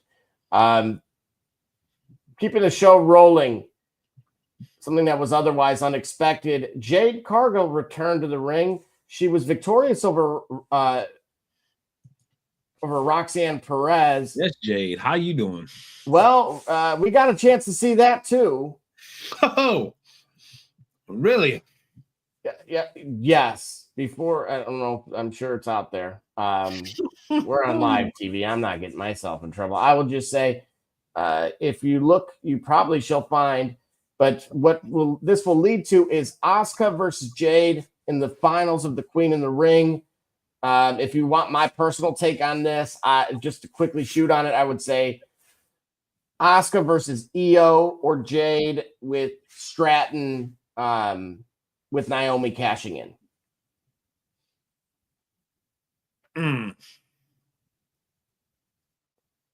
So I think ultimately Naomi cashes in. It'll be interesting though. I could see it maybe not occurring because if Jay, that being the Uso doesn't go, does she go? Right? We'll see. Yeah. Right. Yeah. That could have been it, and then they may have kind of pivoted from it. So and another Friends reference. But yeah, the cat was out of the bag. Meow. Okay. Oh, I love Meow Mix. All right. All right. Oh man. You mentioned the tag titles a little earlier. I did want to at least cover quickly that Adam Pearce did announce the New Day will defend the World Tag Team titles against Finn Balor and JD next week. Gotcha. So just come back. Correct. Well, I'm glad for it. Heel New Day, I dig it. It's like he's singing a song. Yeah, and it was Gunther saying that it's no longer 1999. There's your song reference. Right. And Bill Goldberg is a one-trick pony that can't even lace his boots. Gunther says he would give an apology in advance to Goldberg's wife and son for what he does to Bill at Saturday night's main event. and vows to embarrass Goldberg once again and end his legacy once and for all. All right, you heard both parties now. You said you had to earlier. Does this change anything for you? Nope. He's talking exactly the way you should when you feel like you got the advantage. Goldberg is not coming. Goldberg has been far too. He's been inactive for too long for him to come back and do the job. He's coming back. He's gonna win it. How long he sustains his winning it, I don't know. But the logic behind him coming back to do the job just doesn't compute for me. And that's I'm shooting on it. As a work, if I'm buying into it, then yeah, I believe Gunther's gonna take care of business if it's a work. But no, I'm shooting on it. Goldberg's winning. Goldberg has to win. It only makes sense for Goldberg to win because they like Goldberg more than they like Sting. So I can't believe you said that. I'm gonna end the show. Tell me they didn't. Why did Triple H have to get put over on Sting at WrestleMania?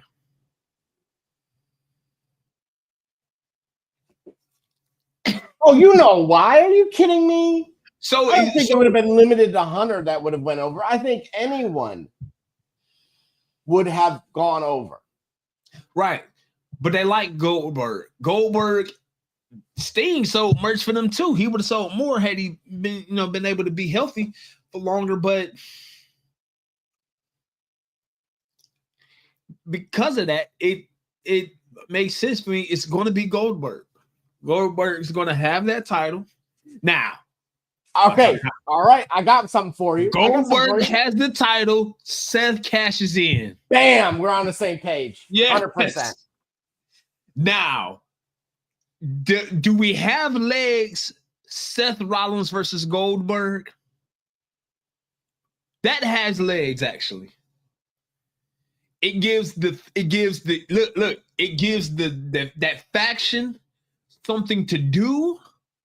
It gives we went all the way back to 1999 or whatnot, and have him no sell like he always did, similar to not as bad as the Hulkster, right?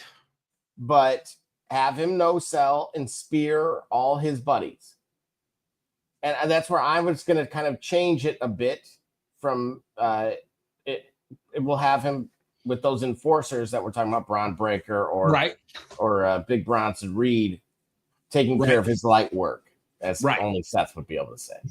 Right. But do you see it that portion occurring? I do. This is why I'm saying I think that's why. Or it could even go the other way, too. Where maybe, in fact, Gunther goes over, but Gunther's exhausted. Gunther's blown, or how they say it, Gunther's blown up, and he's exhausted, and Seth takes the opportunity again. Or they take it away from Goldberg at the right moment, and Seth comes through and curb stop pedigree, and he wins it. But yes, somehow or another, I think that's the play. But by default, I'll stand by what I've said. By default, though, I would prefer not to see it. I think Goldberg initially, in terms of it being Goldberg versus Gunther, Goldberg goes over. What happens immediately after that? That's something that you and I think, agree on a possibility that would be entertaining, would be worthwhile.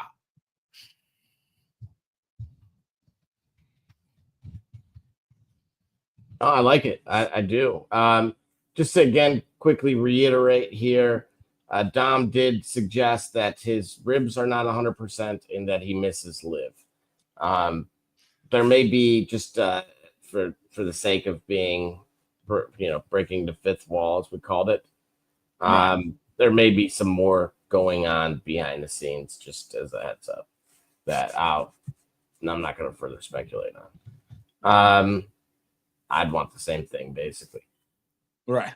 So we did have quickly Bailey ultimately losing to Becky Lynch by way of DQ. As you see, Lyra did intervene and punched Becky, and I think we are headed towards a triple threat. Do you see it any differently?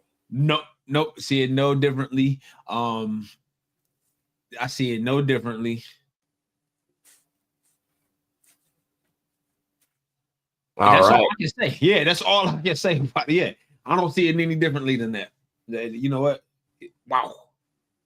Table. Yep.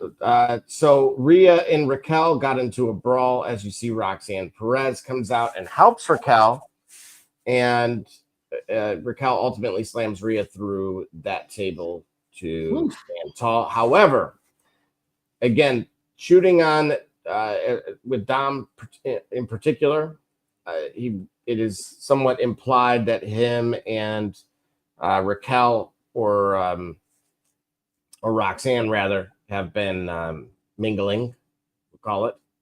Right. And I would expect potentially an unexpected tag team of sorts between potentially Liv and Rhea versus Roxanne and Raquel. Got you. And any additional speculation on your behalf? Hold on, you saying Liv and Rhea in tag team versus?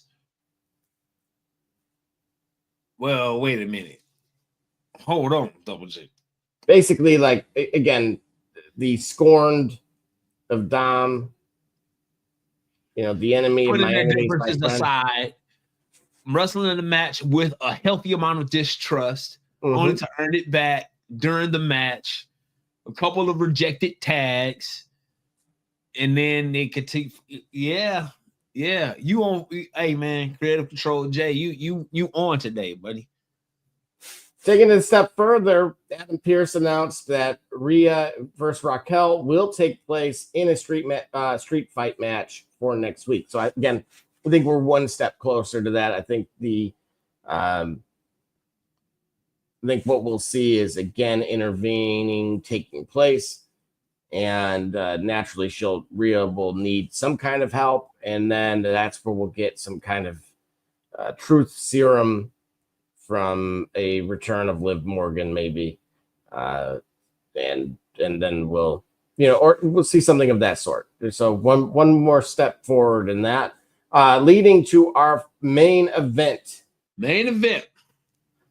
which was none other than Jey Uso and Cody Rhodes for the final placement in the King of the Ring tournament. And Cody Rhodes, of course, was victorious. It will be officially what I've called Randy Orton versus Cody Rhodes in the finals of the King of the Ring tournament. D. Gully, who you got, and what did you think of the match? Great for Cody and for Jay. I think this was a redemption for both of them, because Jay been getting hit hard from commentary for a minute, myself included. So even though he did the job for Cody, stock rises in the loss for sure. And Cody still has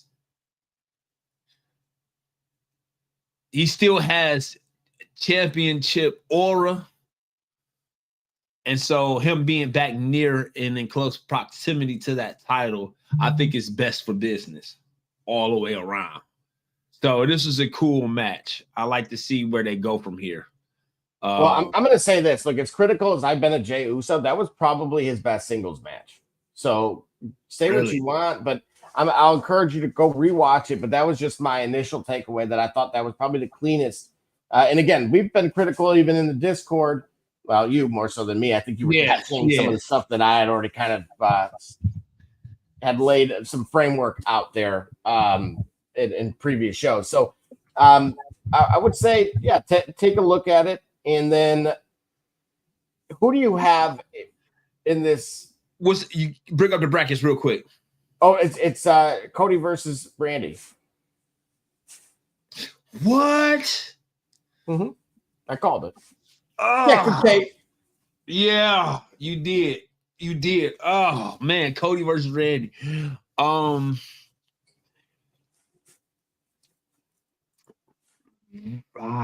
Man. I'm gonna say Cody. Why? Over Randy Orton? Oh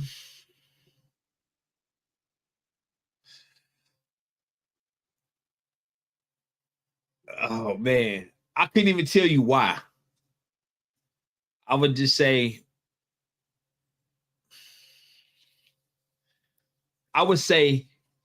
Cody needs to remain lurking in the shadows of that WWE title picture. Winning King of the Ring helps him do that.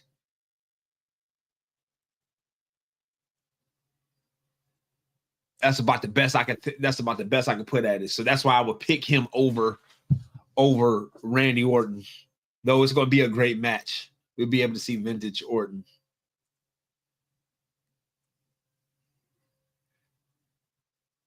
What say you?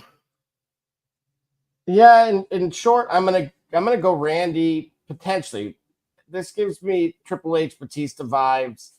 I could see it going either way, and I've long suggested that these two kind of cross paths. I was hoping it would be more so for a Grand Slam type of title. Okay. In Cody's case, like your Intercontinental title. Yeah, I mean, it was about a year ago, or maybe Cody just 2 about. belts. Yeah. Yeah. Literally. So, yeah, I'm glad you remember that. So, yeah. How could I not? Kept ingrained in it, bro. I wrote it down in one of my work order note summary. 2 belts, Cody 2 belts. No, I need to get 2 Sun belts, is what I was trying to say. Absolutely. So, but I could see Cody being victorious just like that. And speaking of just like that, we have but one final thing before we say goodbye this evening, and it's all right. none other What is it? than Name That Superstar. All right.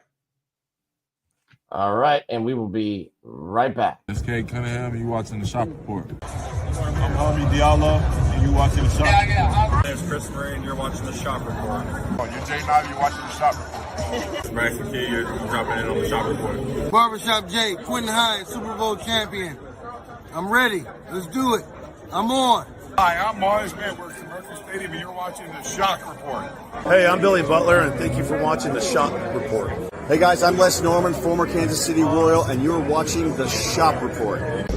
Commander Brown, Detroit Rivers Mountain Training, and I'm watching the Shop Report. Hey, this is Doug Flynn of the New York Mets. Well, a few other teams, of course, too. And you're watching the Shop Report. I'm Matt Ramos, and you're watching the Shop Report. How you doing? I'm Rajay Davis, and you're watching the Shop Report. How you doing? This is Nelson Figueroa, former Major League pitcher with a lot of teams. You're about to listen to the Shop Report. Hey, this is Howard Johnson. You're watching the Shop Report. Hi, I'm Heath Bell from the New York Mets, and you're listening to the Shop Report podcast. Yeah. Hey, I'm Josh Tolley, former catcher of the New York Mets, and you're watching the Shop Report. This is Edgardo Alfonso for the Mets, and you're listening to Shop Report. Hey, this is Doc Gooden, and you're watching the Shop Report. Hello, this is Mike Hampton, and you're watching Shop Report. Hey, this is Herman Harvey, former NFL offensive lineman with the Cleveland Browns and the Baltimore Ravens, and you're listening to the Shop Report.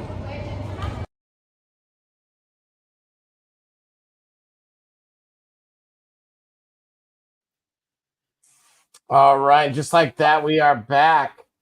And we got a few ready for you here, Geek Gully. And all right, the first of our of what we can only do, right? Literally, is this superstar Key Gully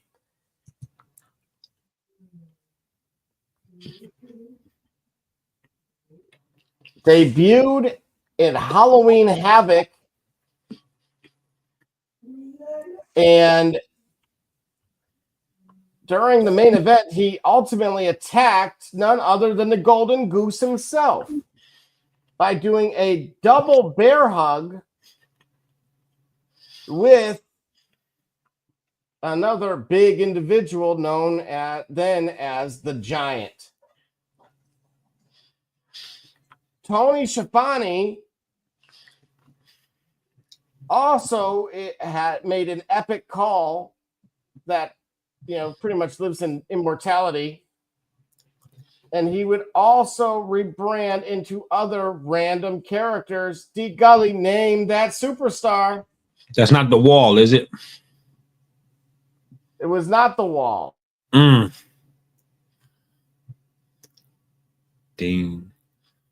We already.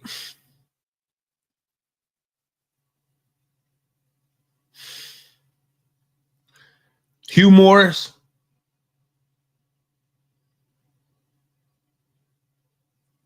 No. I can tell you his name is his first initial and his last. No. We'll start with the same letter. All right, fantastic. Thank you very much. And that ain't Tank Abbott. That is not. Again, Halloween Havoc, 1995. Oh, you didn't tell. All right. Yeah, you said debut, but yeah, I didn't know the year. Halloween debut. And he came out of a block of ice. D. Gully named that superstar. Oh man, came out of a block of ice. Halloween Havoc, 1995. But he didn't look like this traditional. I know. Right. Okay. Of course not. I mean, because why it would be a game if he did? Said the ball. I said take out. Well, I mean, even the gimmick itself, that what he came out as out of the block of ice, it didn't really match the name.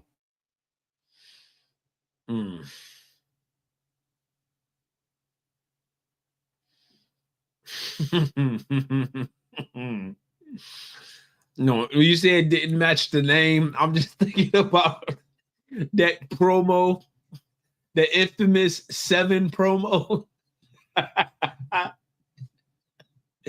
that Dustin Rhodes gave. Oh, dude.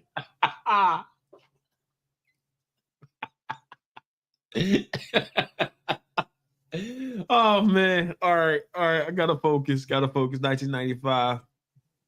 Again, he went against the Golden Goose himself, none other than Hulk Hogan. Yeah, he faced Hulk Hogan. Oh man. And the Giant came. Jeez. Yeah, you gotta have to man, that's this one's gonna hurt because I know it when you say oh yeah, you're absolutely gonna kick yourself for this one. It was none other than the Yeti, Ron Rice. The Yeti. Tony Schiavone appropriately, I don't know if Yeti was trademarked or something. So it was, again, his infamous call. Definitely go and check that out. But yes, he went on to go do a handful of gimmicks. I believe he's in his 50s these days. But he was otherwise known as WCW's Yeti. And to believe just a year later, they would be kicking WWE's tail in the ratings from this. The company that brought RoboCop to the ring somehow figured out a way to kick WWE's tail in the ratings. Oh man, there are mysteries in life. That sure is one of them. All right, give me the next one. Let me see if I can get back. Let me see if I can go 1 for 2. And then we can get it. All right, I'm just gonna give you the image first before I say anything because I think Hottie too hottie. No.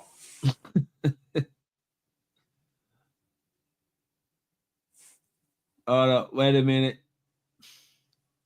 Hold up, wait a minute. Y'all thought I was finished. Let me see. Who is it? Give me some clues here. Hey. All right, I'm going to give you more of an image today because you're going to. There you go. Still kind of kept that look. Yeah. And he's in really good shape.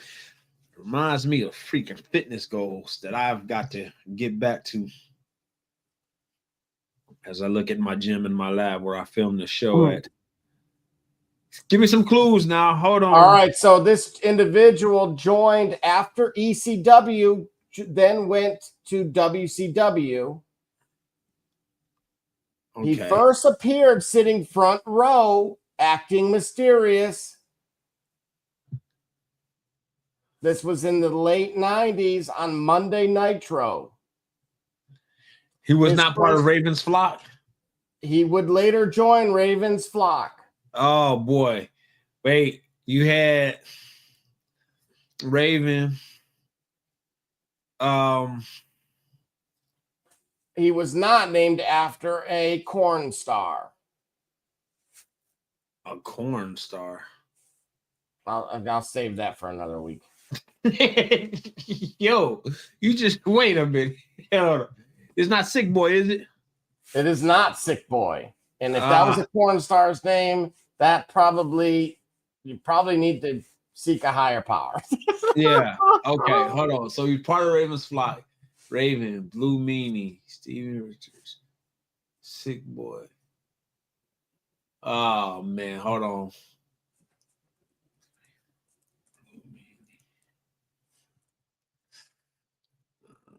Join ECW, part of Raven's flock. Hold up, babe.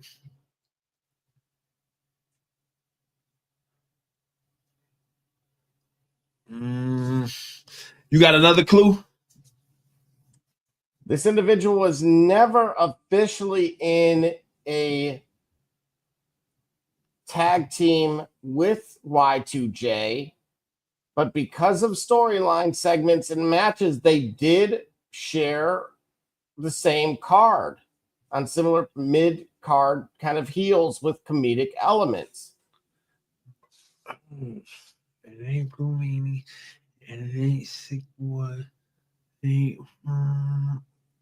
I'm open to today, man. Who is it? Oh my goodness. Well, I will say this. He brought 1 million signs and exactly 0 chill. The nickname, the origin of this superstar's name was a reference to a California town. Okay, hold on.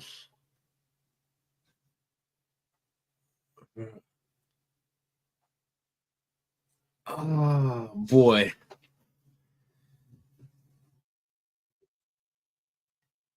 Man, I'm open to today, man. Oh, who is it, man? Well, again, he carried handwritten cardboard signs to the ring every week. He was known for standing ringside with Raven's flock, always watching. These are the easy clues. Yeah, bro, I don't got it. He had rainbow-colored hair and looked like a Hot Topic exploded.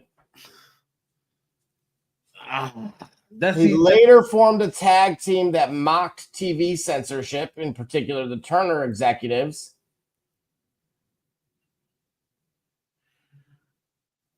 He was one of the few members that never really wrestled. He just made you laugh.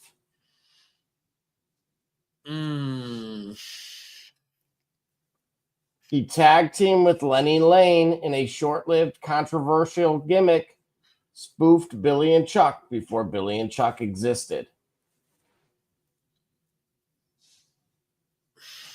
So he was the least serious follower of Raven, but the easiest to spot.